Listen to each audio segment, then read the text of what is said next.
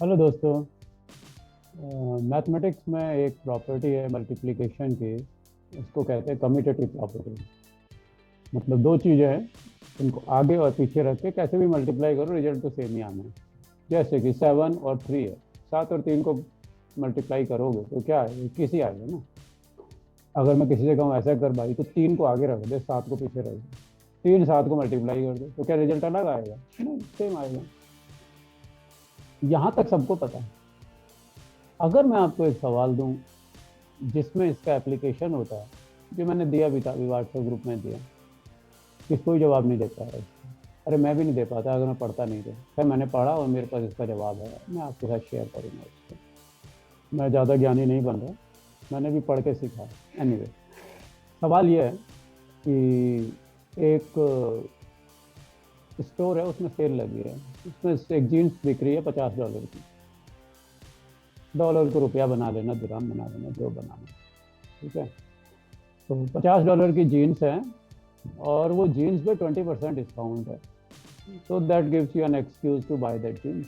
यार भैया डिस्काउंट में खरीद लो, जरूरत नहीं है तो भी खरीद लो। इंसान यही करता है ना, जरूरत के आधार पर नहीं खरीदता, माल जो बिक रहा है उसके आधार पर खरीदता है। सस्ता मिल रहा है चलो खरीद लिया जाए, भले जरूरत है या नहीं। एनीवे, तो 20% डिस्काउंट है उस जीन्स के ऊपर। आपके पास दो ऑप्शन और एक टैक्स है। हाँ, 8% उस पर टैक्स लगता है। 8 किस लिए रखा है उस राइटर ने? क्योंकि थोड़ा कंफ्यूज करने के लिए 8 रखा है, क्योंकि 20% रखेगा तो क्या होगा, प्राइस 80% हो जाएगी ना, इसलिए उसने 80 और 8 का जुगाड़ बनाया है। खैर नहीं, अभी क्या किया उसने, उसने एक सवाल दिया है कि जीन्स है $50 की, डिस्काउंट है 20% उस $50 पे, जो भी डिस्काउंट के बाद आएगा उस पर आप टैक्स भरोगे।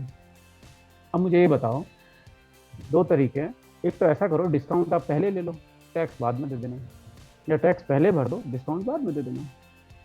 मैंने सोचा भाई देखो, अगर मुझे टैक्स देना है $50 पे तो ज़्यादा पड़ेगा टैक्स, तो $50 पे तो ऐसा करता हूँ, 50 से पहले डिस्काउंट ले लेता हूँ। तो मैंने उससे कहा भाई तो ऐसा कर, 50 से पहले 20% डिस्काउंट दे और फिर टैक्स जोड़ना है इसमें। उसने कहा ठीक है भाई साहब कर दूँ। तो वो किया उसने।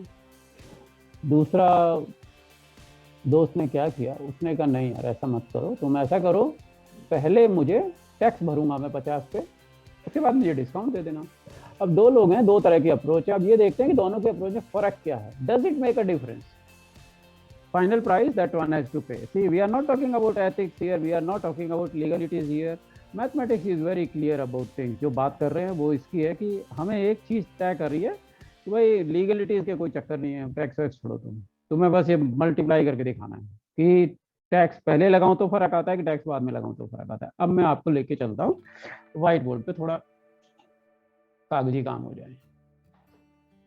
ये है कागज। यहाँ क्या हो रहा है, यहाँ है दो दो चीजें लिखी हुई हैं यहाँ पे। एक है जी, आपने $50 की जीन्स खरीदी, ठीक है, उस पर क्या किया, ये मेरी कहानी है। मैंने कहा भाई तू पहले 50 $50, ये दूसरे भाई की कहानी है। $50 पे उसने कहा तू टैक्स पहले ले ले। उसने $50 का 8% टैक्स पहले दिया। तो 8% कैसे निकालते हैं वो आपको पता ही है। 100 का 8% होता है 8, तो 50 का 8% होगा 4। सिंपल, 50 और 4 हो गया 54। $54 इसके हो गए।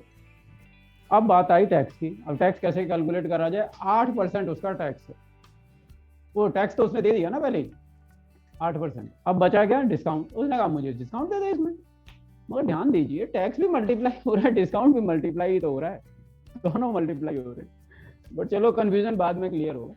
अभी डिस्काउंट किया 20%। 20% का मतलब क्या हुआ? This price goes down by 80% to 80%। 20% इसे नॉक ऑफ कर दो। 10% कितना होता है इसका? 5.4। तो इसका डबल कर दो, 10.8 इसमें से माइनस करना है। तो जब माइनस होगा 55 में से, तो बचा क्या? $43.20। ये बचा भाई $43.2। ओके, तो ये भाई साहब समझ रहे हैं, हम बड़े समझदार हैं।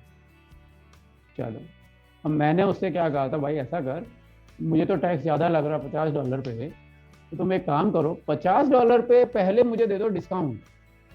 हमारी समझदारी भी देख लो।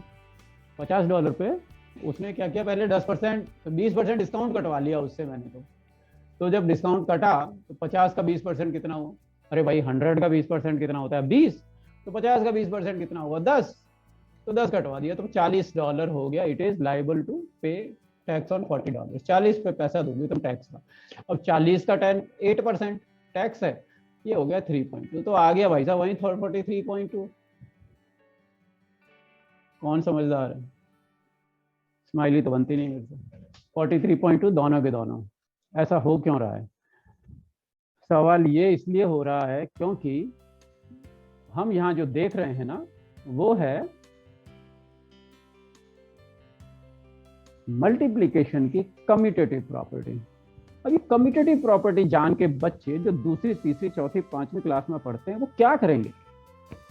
वो वही करेंगे कि वो बड़े होकर के जब हमारे बराबर के होंगे तो वो इस सवाल को सॉल्व कर लेंगे, क्योंकि उनको जो मैथमेटिक्स समझेंगे वो सब चीजें कवर करके रखेगा। वो कम्यूटेटिव प्रॉपर्टी भी कवर कर रहा है। इसमें कितना गणित चाहिए? कोई गणित नहीं चाहिए, कोई कैलकुलेशन तो आपने की नहीं।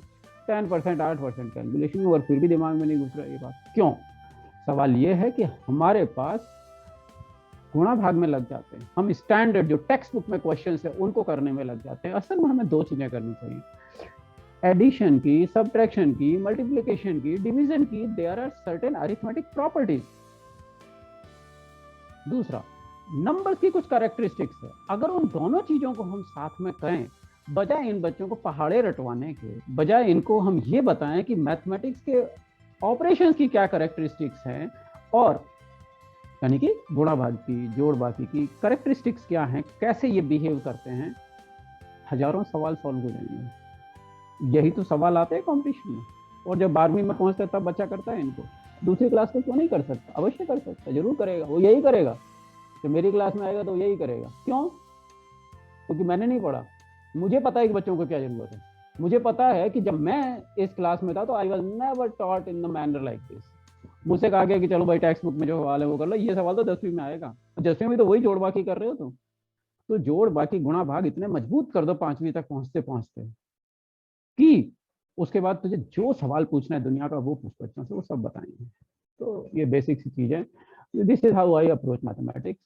तो जो भी हमारी क्लास होती है, जो भी हम होते हैं, तो हम क्रिएटिवली मैथमेटिक्स करते हैं। लेकिन जो स्ट्रेस होता है वो ये है कि ऐसे सवाल बच्चों के सामने लिए, ये मैंने इन्वेंट नहीं किया है सवाल, ये मैंने कोई पैदा नहीं किया है।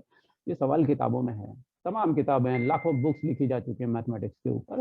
हमने उनमें से 3-4 बुक्स पढ़ दी हैं, तो थोड़ा ज्ञान बघार रहे हैं आपके सामने, और कुछ नहीं।